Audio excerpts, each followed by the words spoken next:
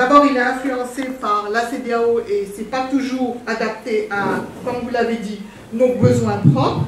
Et il n'est pas toujours dynamique. Et parfois, il peut être remis en cause par les politiques nationales. Et puis, on a la nature qui aujourd'hui fait son œuvre et qui fait partie, effectivement, de ce à quoi il faut faire face.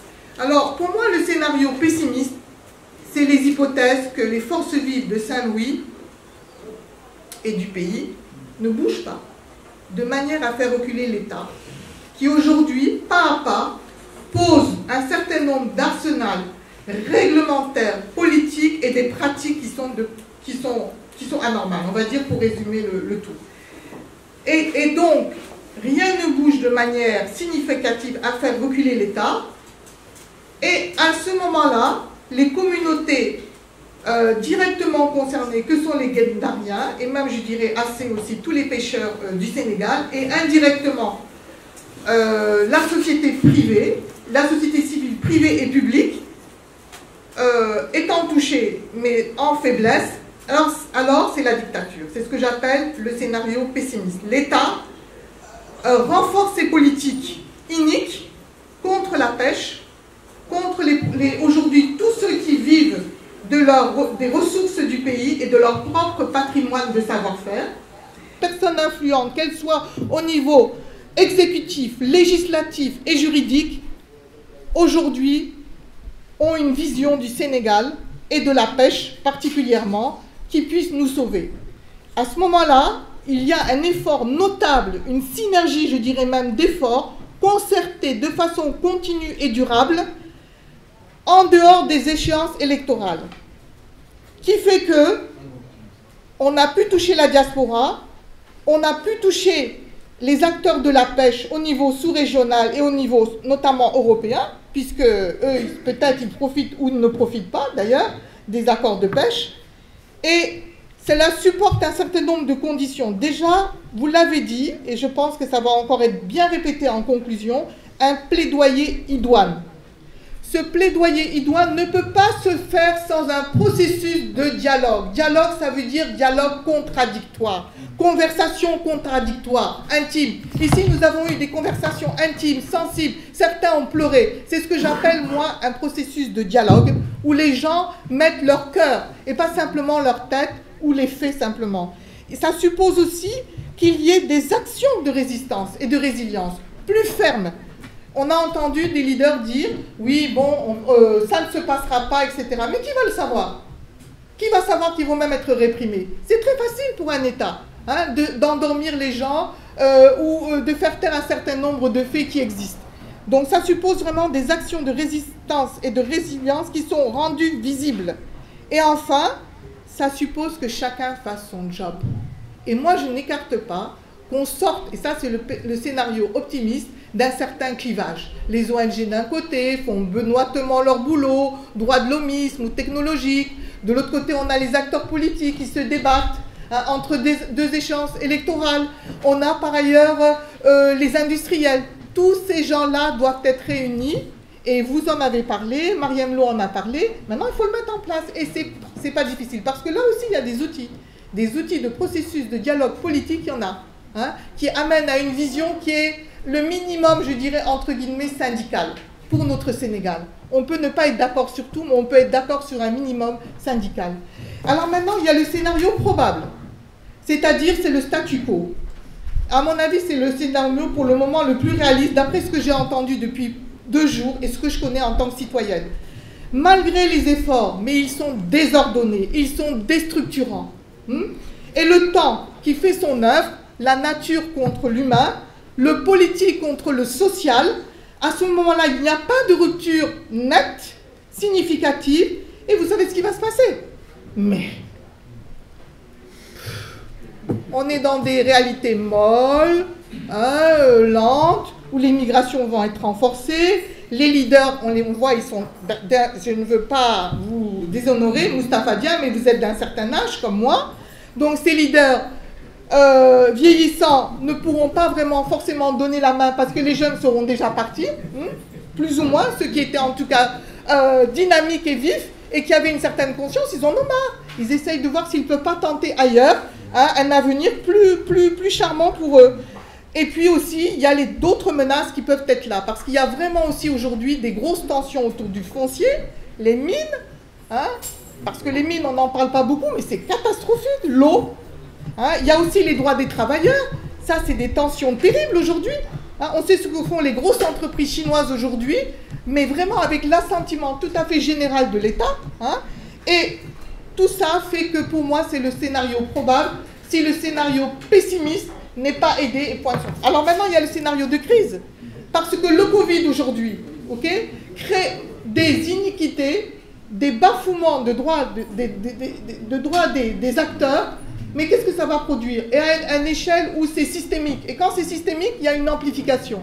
Et pour le moment, ça va, à mon avis, dans le mauvais sens, c'est-à-dire au profit, excusez-moi, je vais employer un terme qui choque, mais en fait, il est devenu banal, c'est au profit de l'économie néolibérale capitaliste. Et puis, il y a aussi les mouvements d'isolement communautaire. J'ai discuté, je dis rapidement, avec mon fils, je n'étais pas d'accord avec lui. Aujourd'hui, les mouvements d'isolement, de repli sur soi qu'on voit aux États-Unis, hein, qui veulent nier les autres cultures et revenir à sa culture qui est la culture qu'il faut défendre à tout prix. Peut-être ça peut venir au Sénégal. Et puis, il y a la guerre à nos portes, il faut bien le dire, parce que nous ne sommes pas forcément très forts. Et puis, il y a les révoltes, notamment les révoltes de jeunes. On en a vu un exemple au niveau du mois d'avril. Mais je ne veux pas ce scénario de crise. Merci, merci.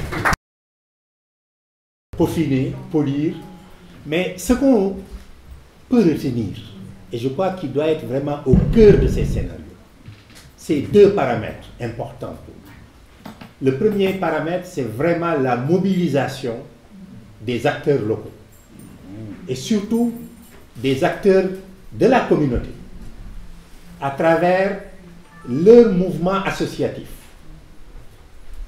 pour permettre effectivement leur participation, leur appropriation, leur implication. Ça, je crois que tout le monde est vraiment revenu là-dessus. Et on a montré que les scénarios négatifs, les mauvaises politiques et tout ça sont liés au fait que les acteurs, les concernés, ne sont pas au cœur des problèmes. Leur mobilisation est vraiment le paramètre principal. Le deuxième paramètre, il y en a plusieurs, mais je m'arrête à deux. Le deuxième paramètre, c'est vraiment la mobilisation de l'expertise locale. Quand je dis l'expertise locale, ce n'est pas forcément au niveau local, mais je veux dire de l'expertise nationale. Qu'elles soient en fait les instituts comme l'Institut d'études avancées, l'IPAR, l'UGB, les ONG, etc., etc., les professeurs, peu importe, ça c'est vraiment aussi un paramètre fondamental. Donc voilà pour moi les deux paramètres pour permettre vraiment des politiques participatives et permettre l'appropriation et permettre même d'utiliser les outils et les instruments de nos alliés et des partenaires. Mais le nœud, c'est ça. C'est ça le noyau. Donc moi je voulais vraiment qu'on retienne ça et que dans les scénarios, que nous puissions vraiment décliner à différentes échelles, que ce soit l'échelle locale, nationale, communale, nationale, régionale et même internationale. Parce qu'on aura comme alliance aussi les autres experts au niveau africain, etc., etc., etc. Donc voilà, moi vraiment je voulais insister sur ça pour dire que ça doit être au cœur des scénarios. Voilà, ceci étant, nous allons peut-être passer maintenant presque, j'allais dire, à la clôture. Nous avons esquissé quelques éléments qui pourraient retravailler, peaufiner, approfondir, enrichir, servir un peu de base à ce qu'on pourrait appeler la déclaration de, ou l'appel, comme dit Aronne, de Gendlas. Mais pour l'instant, vraiment, il faut s'arrêter à esquisse. Alors, ça, c'est le premier point. Le deuxième point, nous allons faire maintenant la clôture officielle et elle sera faite par la directrice du Centre de recherche et de documentation de Saint-Louis, du Sénégal, à Saint-Louis, qui nous a abrités depuis 3 jours en mettant toutes les commodités à notre disposition Et je crois que c'est une partenaire, en tout cas le centre est un partenaire, mais elle aussi est une partenaire stratégique. Nous avions déjà été hébergés et abrités ici pour le premier séminaire de l'Institut d'études avancées. Ensuite, nous passerons la parole également à Mohamed El Bachir Diop. Ahmed Bachir Diop, d'accord. Bon, d'accord. Ahmed Bachir Diop, alors, donc, qui va parler au nom de l'IPAR pour la séance de clôture. Et enfin, et non des moindres, nous passerons la parole à notre ami, notre professeur, notre frère, Babacar Fall. Donc, l'esquisse de... Mais moi, si vous faites ça, moi je ne peux pas lire. Mes yeux n'arrivent pas. Bon, Mathie, tu nous lis ça alors. Ok, conclusion provisoire. Le rendu que Al-Bachir dit dynamique et percutant. Comme et voilà. Alors, avant juste de passer la parole pour la cérémonie, j'allais dire officielle, de clôture, je voulais simplement rappeler qu'il y a deux choses. La recommandation qui a été faite, que les résultats, les produits, disons, de ce colloque, de cette rencontre internationale, seront effectivement rassemblés. D'abord, les contributions des panélistes. Les contributions des panélistes devront être finalisées dans un délai d'1 mois et remis ou remise au coordonnateur Babacar Fall, qui mettra ça à la disposition de l'ensemble des acteurs. La proposition également, l'esquisse qui vient d'être tracée, sera finalisée et sera également disponible dans un délai maximum aussi d'1 mois. Donc voilà les deux engagements avec l'échéancier qui viennent d'être adoptés. Donc sans plus tarder, je passe la parole à la directrice du CRDS.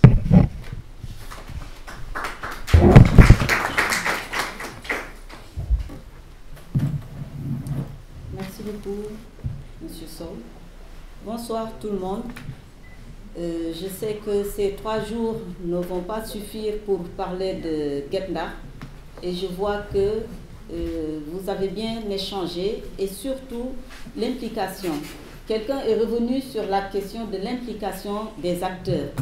Nous ne pouvons pas ne pas les impliquer parce que tout le travail que nous sommes en train de faire ou que nous allons faire va leur revenir. Et donc leur implication est plus que nécessaire. Et je saisis cette occasion pour remercier encore une fois le professeur Babacar Fall pour nous avoir associés à cette organisation. Je suis désolée, comme je l'ai dit à la cérémonie d'ouverture, que j'étais dans un autre programme. Mais pour parler de Guet-Ndar, j'ai tellement de choses à dire sur Guet-Ndar, mais je pense que d'autres occasions se présenteront où j'aurai l'occasion de les partager avec vous pour avoir été à l'école primaire à Guet-Ndar et pour avoir eu à travailler depuis 2003 avec des associations de Guet-Ndar pour juste les soutenir et les aider dans le montage du projet de création d'un centre d'interprétation sur la pêche. Nous y avions associé dans le temps le professeur Abou Silla de l'IFAN et bien sûr Tonton Silla qui est incontournable quand on parle de Guet-Ndar et bien sûr toutes les associations dont hier j'ai vu Pape Latir Ndiaye intervenir et donc nous sommes en train de travailler tout doucement mais sûrement pour ce projet.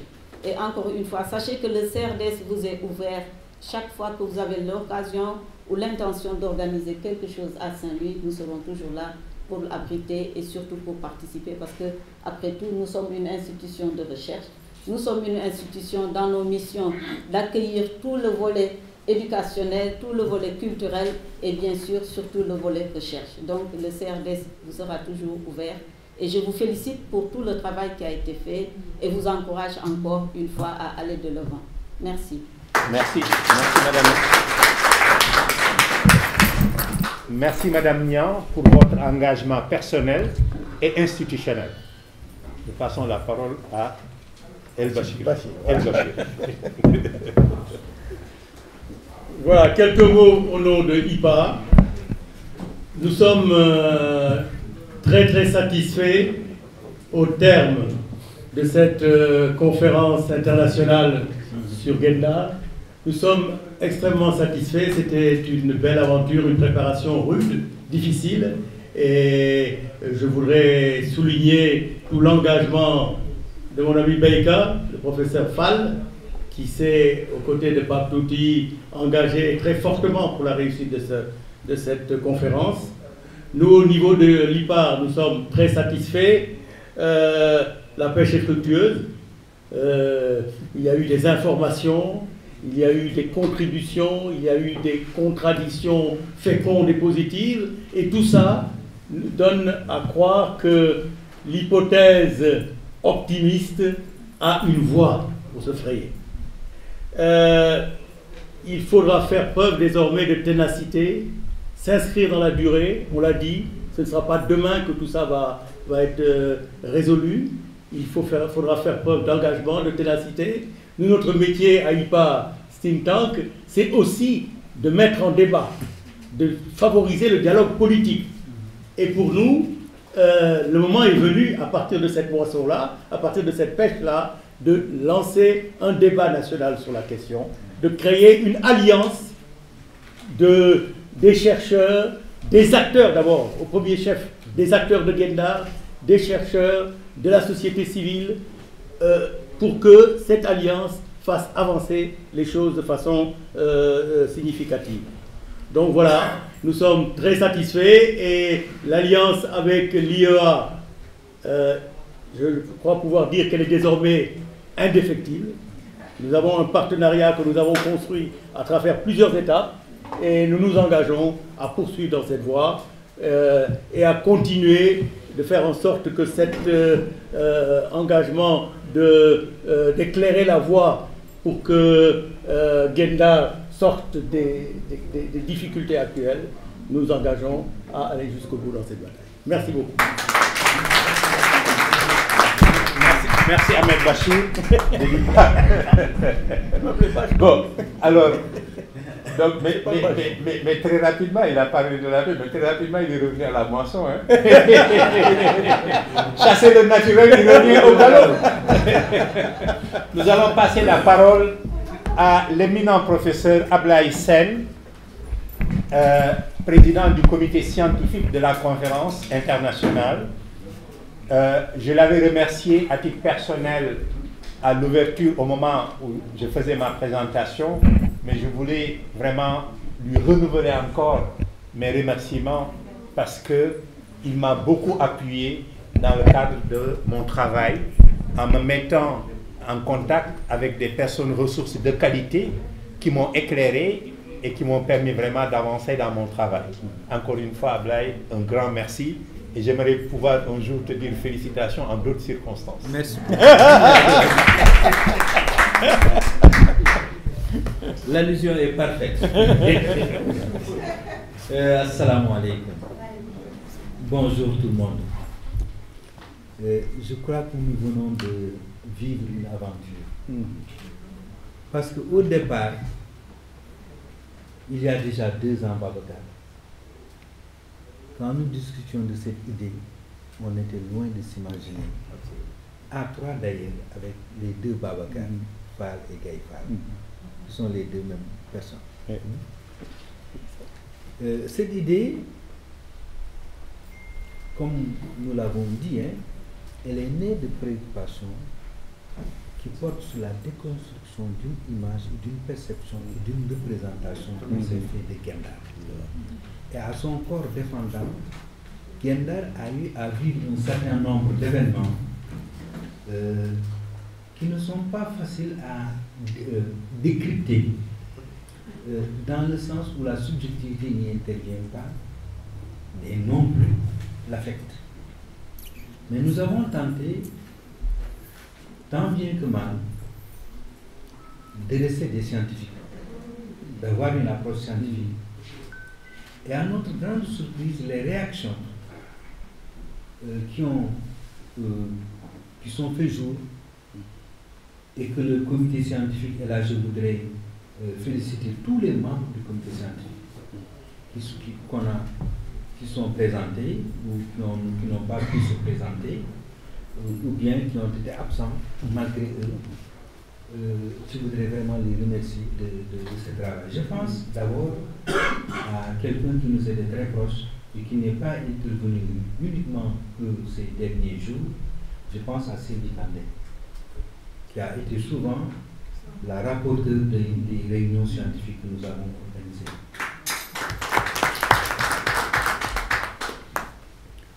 Et pourtant, Sylvie, elle est aux États-Unis. Hein. Et c'est elle qui rapportait toutes les réunions que nous avions eues. Et cette réunion s'est passée également dans un contexte où on ne pensait pas qu'elle aurait lieu. Parce qu'elle a été reportée à 3 reprises, en raison de la Covid également. Mais aussi, l'autre surprise, parce qu'organiser une activité de ce genre demandait d'avoir des moyens.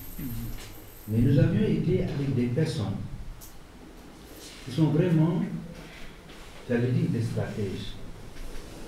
Des gens qui sont vraiment, qui savent qu'est-ce que c'est que l'efficience, mais aussi être efficace. Efficience par la petitesse des moyens dont l'Institut d'études avancées de Saint-Louis disposait. Mais j'avoue aussi un autre côté qui me semble extrêmement important, c'est le côté humain. C'est la réaction des personnes à la thématique qui a été proposée qui nous a fait beaucoup avancer. Mais là aussi, il y a la dextérité de Babacar. Babacar,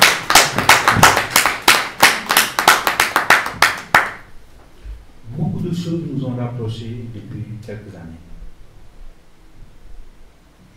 Je peux penser, et nous le pensons même quand nous le disons ensemble, c'était le nom d'Abou Sow.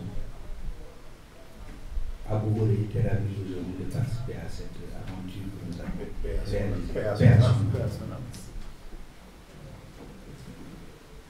Et tout cela fait que on ne pouvait qu'être optimiste. Et je pense que cet optimisme, nous allons le maintenir. C'est vrai que dans un mois, il y a beaucoup de choses qui vont se passer.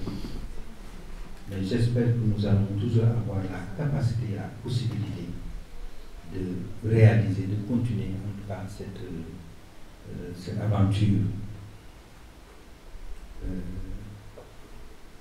J'avais l'habitude de dire à mes étudiants que le développement rural en Afrique est une aventure. C'est vrai. Mais je pense que c'est confirmé. Vous le confirmez pas chez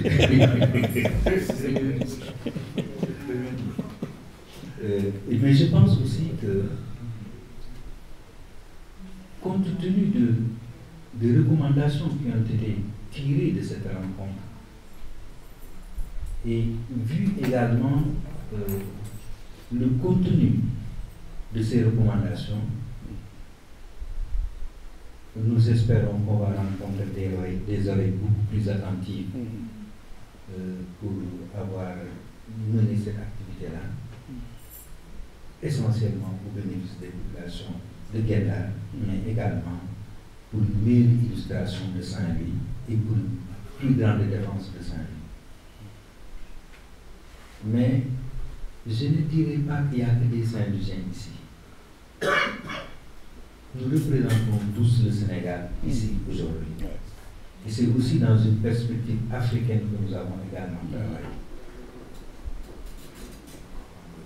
Le lieu où se déroule cette conférence internationale est très emblématique dans notre histoire, j'allais dire, d'Afrique occidentale. Et quand c'est aujourd'hui une dame qui la dirige, elle est en train de la diriger avec une main extrêmement experte.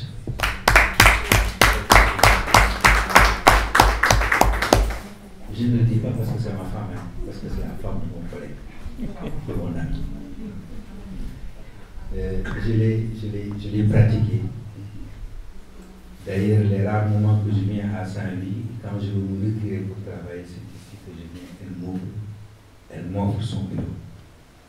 Donc, Fatima, nous ne sommes pas déçus de votre présence, mais également des efforts que vous avez faits pour la réalisation de cette activité.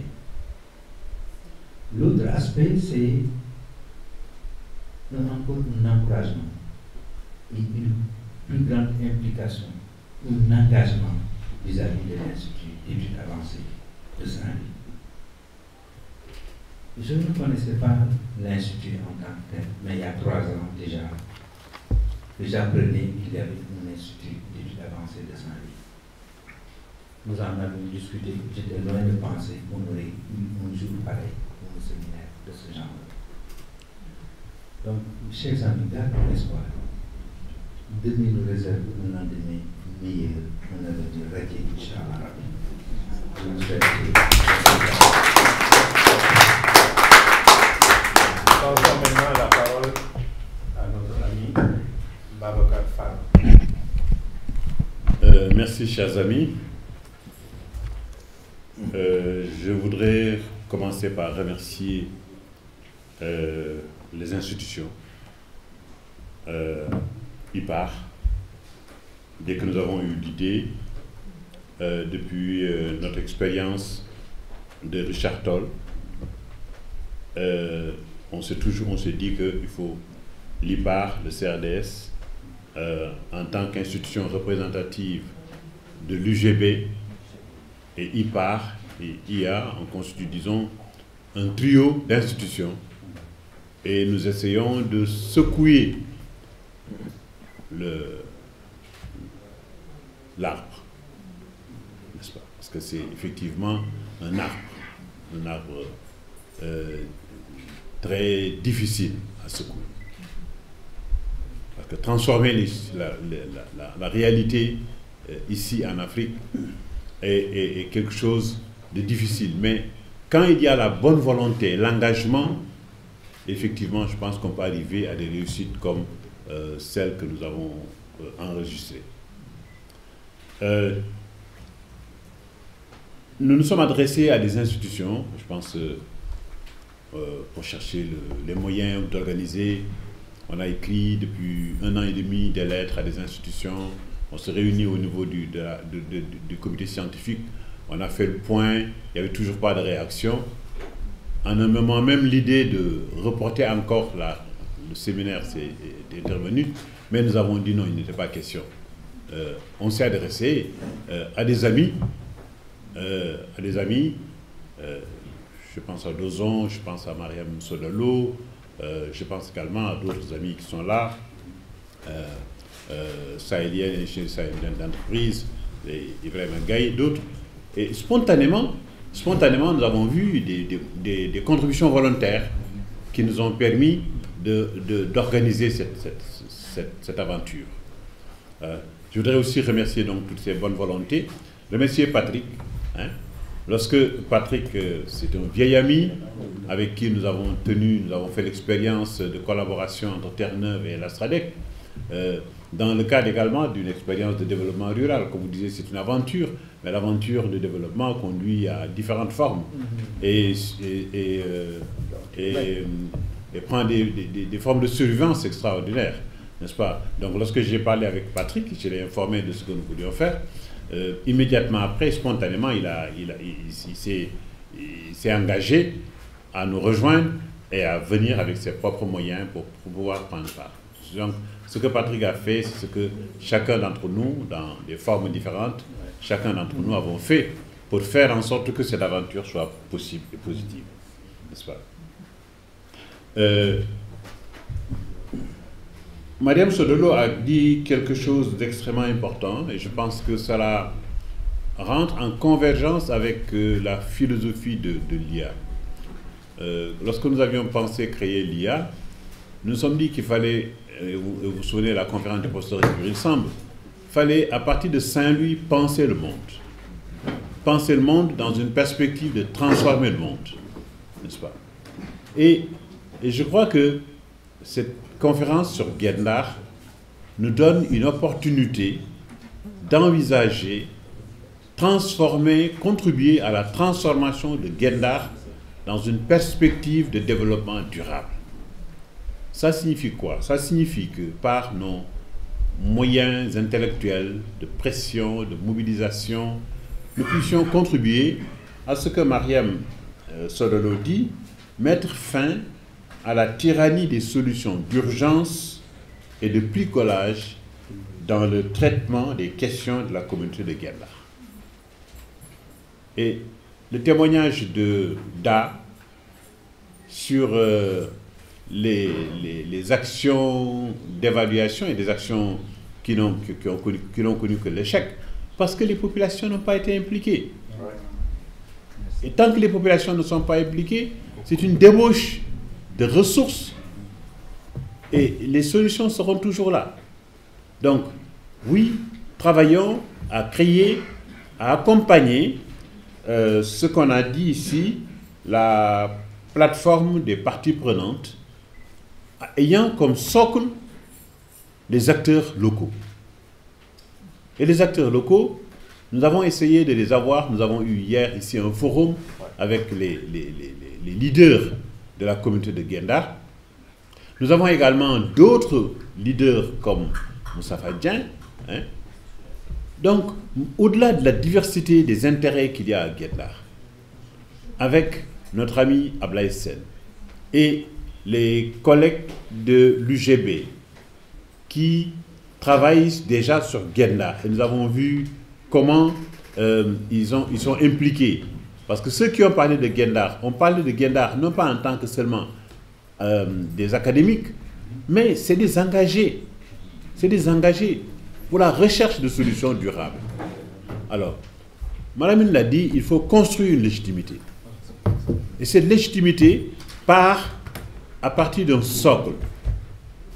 Et je pense que si nous créons ce socle d'acteurs, des acteurs locaux, en ce moment-là, on aura franchi un pas très important dans le sens de pouvoir ouvrir une conversation fructueuse qui va être accompagnée par la mobilisation de l'expertise et accompagnée également par les partenaires nationaux, régionaux, internationaux qui permettront de véritablement créer les conditions de solutions durables.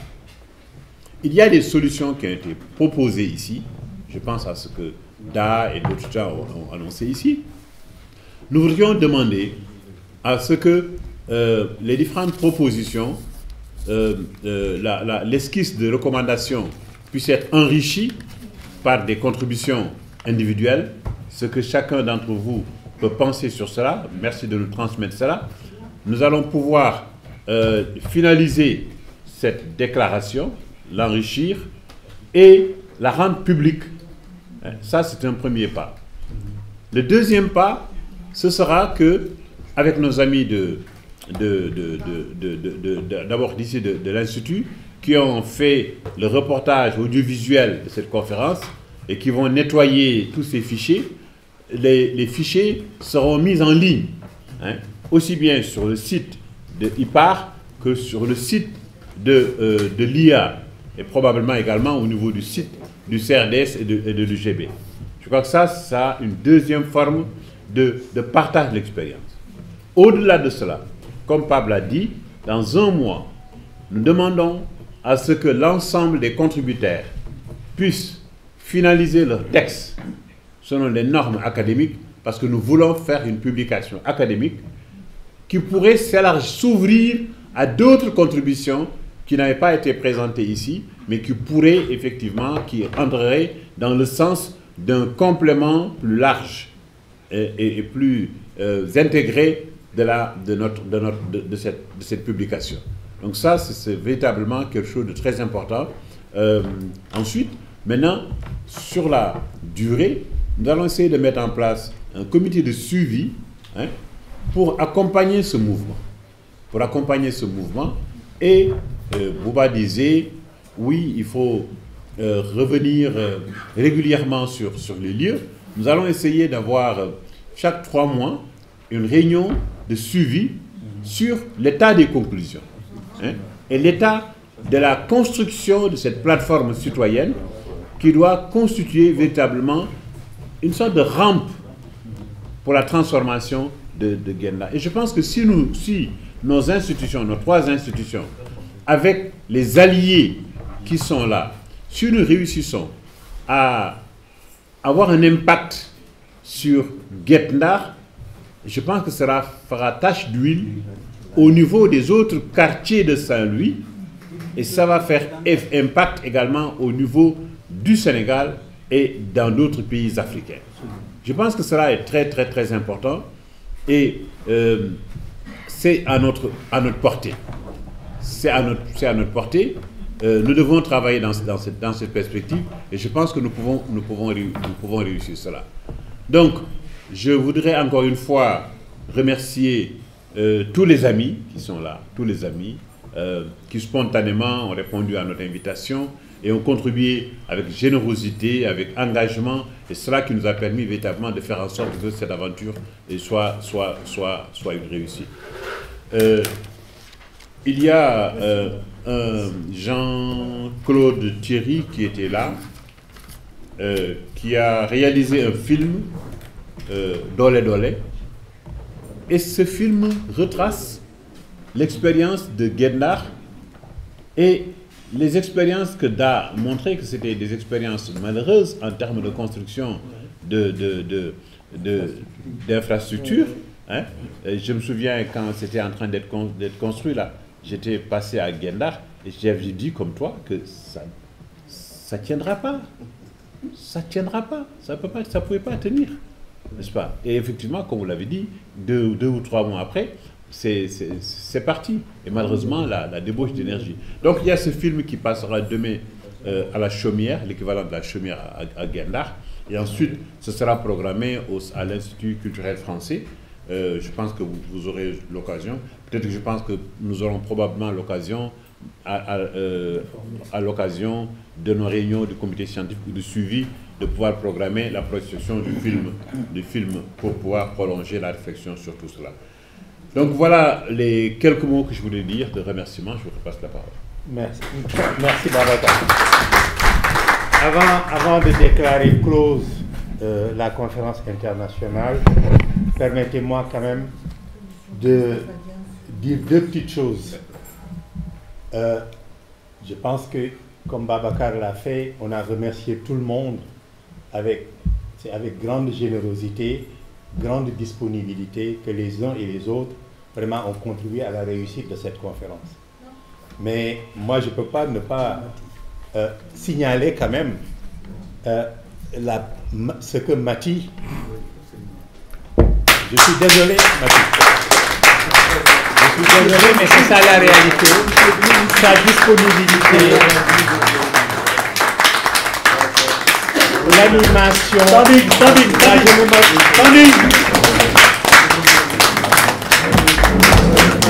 la générosité avec laquelle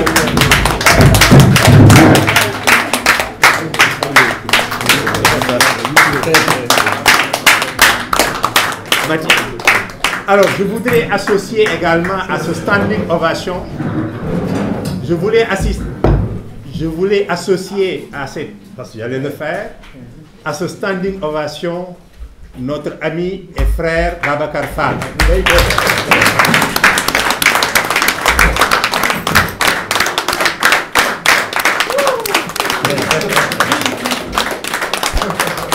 Et enfin, nous voulons remercier aussi celui qui, sans être parmi nous, a décidé spontanément de mettre à notre disposition tout son système de sonorisation. Absolument.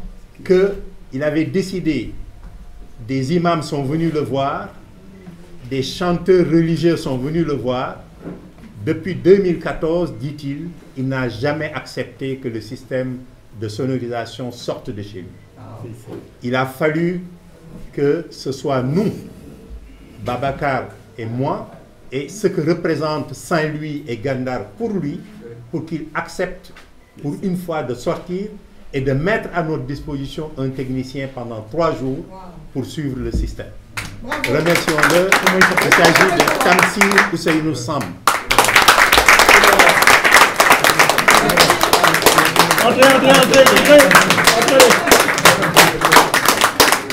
Voilà, il s'agit de lui.